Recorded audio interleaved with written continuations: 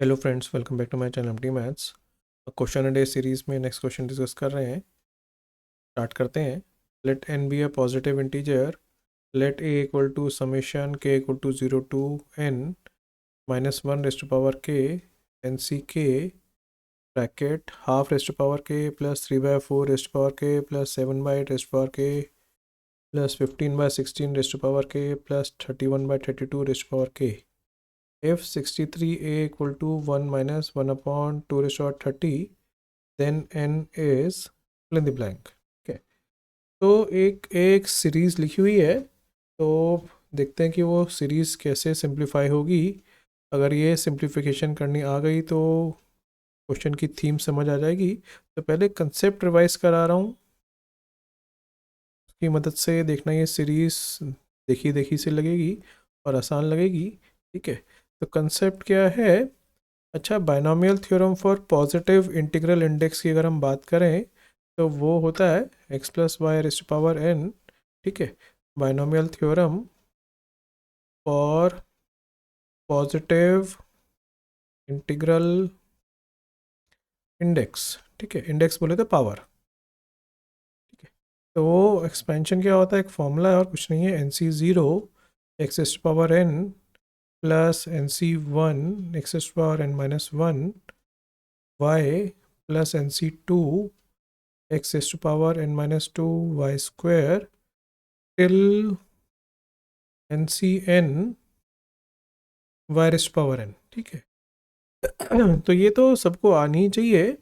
इसकी general term भी आनी चाहिए। जनरल टर्म क्या होती है इसकी? जनरल टर्म होती है एन सी आर या एन सी के, कुछ लिखना चाहो लिख दो, एन सी के लिख देते हैं ऊपर के क्वेश्चन की वजह से। वैसे आर लिखते हैं जनरली, कोई भी सिंबल दे तो क्या फ़र्क पड़ता है। N C k x raise to power n minus k y raise to power के।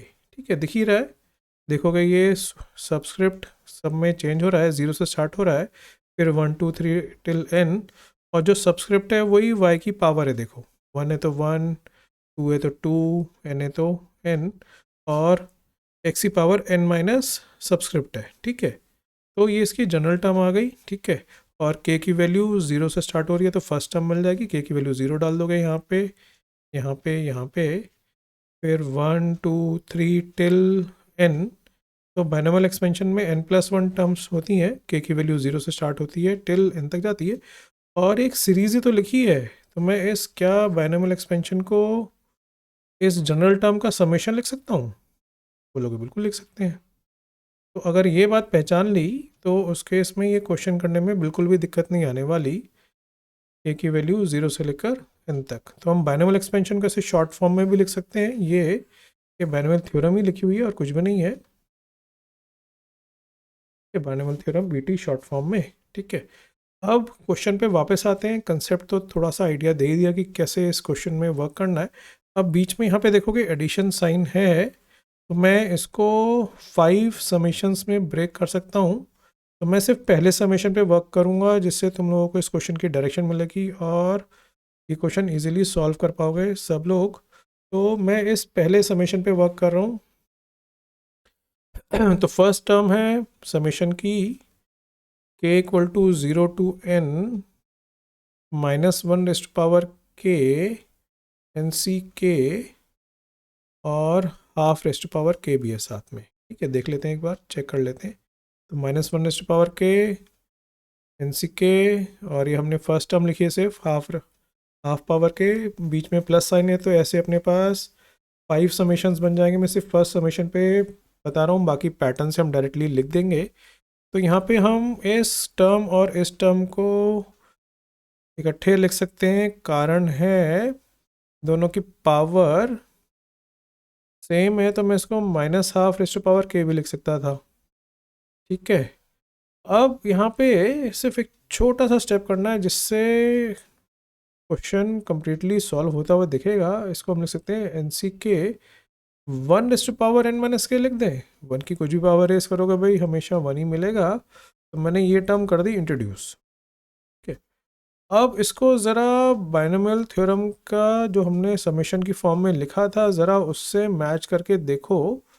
ये देखो एन सी के एक्स की power n minus k y raised power के इज इक्वल टू दिस।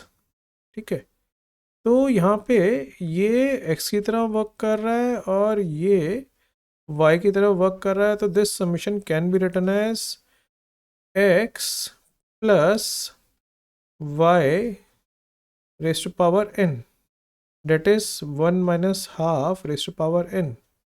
तो ये बन जाएगा हाफ की पावर n। ठीक है, this is summation number 1।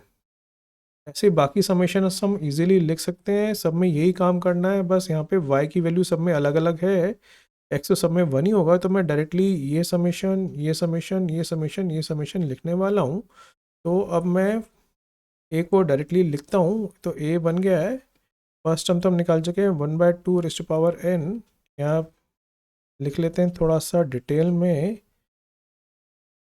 First term बन गई है कुछ ये, सेकेंड टर्म बन जाएगी 1 माइनस जो भी सेकेंड टर्म में ब्रैकेट के अंदर लिखा हुआ है, ये y का काम कर रहा होगा नहीं, जब हम इसको सेकेंड समीशन को ओपन अप करेंगे तो ये बन जाएगा 1 minus 3/4 raise to power n। अगली वाली बन जाएगा 1 minus 7/8 raise to power n। Next बन जाएगा 1 minus 15/16 raise to power n plus 1 minus 31/32 raise to power n। अपनी लास्ट समीशन बनेगी, एक बार वेरीफाई कर लेते हैं। बिल्कुल ठीक है, तो मेरे ख्याल से समझ आ गया होगा, ये मोस्ट इम्पॉर्टेंट स्टेप था। तो ये बन जाएगा half power n plus 1/4 power n plus 1/8 power n plus 1/16 power n plus 1/32 power n। ठीक है, तो अब ये 5 टर्म्स का सम आ गया, और ध्यान से देखोगे ये एक बड़ी अच्छी सी सीरीज़ बनी हुई है जिसको हम बोलते हैं ज्योमेट्रिक प्रोग्रेशन, बोले तो जीपी। ठीक है, इसमें फर्स्ट टर्म कितना है 1/2 रेज़ टू पावर n, और r निकालोगे यहाँ पे यही हिंट दे रहा था कि 2 4 8 16, ये जीपी में तो इनकी पावर्स अगर हम रेस कर दें same n n n n n, तो ये भी एक जीपी ही बनाएगी हमेशा। ये ध्यान रखना, बड़ी छोटी सी प्रॉपर्टी है कि अगर कोई टर्म्स हैं जीपी में, अगर उनकी हम सेम पावर्स रेस कर दें, सबको पावर n रेस कर दें, तो वो एक नई सीक्वेंस आएगी, वो भी जीपी ही होगी। ठीक है, और common ratio 1/2 ratio power n ही आएगा। ठीक है, और नंबर ऑफ टर्म्स कितनी है 5। तो अपने को जीपी के सम का फॉर्मूला आता है, याद होना चाहिए सबको, a bracket 1 minus r s power n upon 1 minus r, GP के सम का फॉर्मूला। तो वो यूज़ कर रहे हैं 1/2 raise power n 1 minus 1/2 raise to power n upon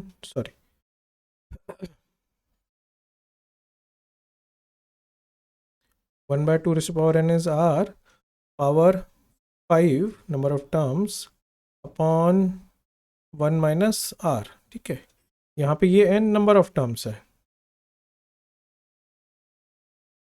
तो यहाँ पे ये n नंबर ऑफ टर्म्स है, क्वेश्चन वाला n नहीं है, नंबर ऑफ टर्म्स है, क्वेश्चन वाला n नहीं है जो कि अपने को निकालना है। ठीक है, तो इसको सिंप्लीफाई करते हैं, तो ये 2 रेज़ टू पावर n ऊपर पहुँच जाएगा एलसीएम लेने पे, और ये बन जाएगा कुछ ये, और नीचे आ जाएगा 2n माइनस 1, ये कैंसिल कर गया, इसको हम उधर थ्रो कर देते हैं, ये बन जाएगा a into 2 raise to power n minus 1 equal to 1 minus 1 upon 2 raise to power 5n। ठीक है, तो क्वेश्चन में जो एक्सप्रेशन दे रखा है उस पर वापस आते हैं। तो क्वेश्चन कह रहा है कि 63a और 1 minus 1 upon 2 raise to power 30 equal है, तो इसको इससे कंपेयर कर देते हैं। तो इसको बोलेंगे 63a is equal to 1 minus 1 upon 2 raise to power 30। तो अपन के पास ये, इससे अगर इसको कंपेयर करें तो ये आ जाएगा 63, और इसको इससे कंपेयर करें तो ये आ जाएगा 5n। ठीक है, तो दोनों से अगर n की वैल्यू सेम निकल रही होगी तो अपना n की वैल्यू ठीक आ जाएगी। तो 2 रेज़ टू पावर n कितना बन जाएगा 64, n कितना आ जाएगा 6, और यहाँ पे मैंने गड़बड़ कर दी, ये 30 है। ठीक है, तो n आ गया कितना 6। तो दोनों जगह से ही सेम वैल्यू मिल रही है एन की, मतलब अपनी एन की वैल्यू 6 ही आएगी, तो ये अपना आ जाएगा आंसर। तो आई होप समझ आ गया हो कैसे इसको हमने प्रोसीड किया, कैसे हमने इसको बायनोमियल की डायरेक्शन में सोचा। वो मोस्ट इंपॉर्टेंट स्टेप था जो मैंने स्टार्ट में कंसेप्ट की तरह बताया। जैसे हम बायनोमियल को समीशन की फॉर्म में लिख सकते हैं, जनरल टर्म की समीशन लिख सकते हैं, तो क्वेश्चन ने वही काम कर रखा था, वही थोड़ा सा क्वेश्चन को डायरेक्ट कर रखा था। ठीक है, तो जैसे ही हमने इसको पहचान लिया कि ये बायनोमियल एक्सपेंशन लिखें 5, तो क्वेश्चन कुछ नहीं बचा, फिर एक जीपी बन गई, वो तो बेसिक सा काम था, वो इजीली हमने हैंडल कर ली। तो वीडियो एंड करता हूँ। Thanks very much for watching, have a nice day.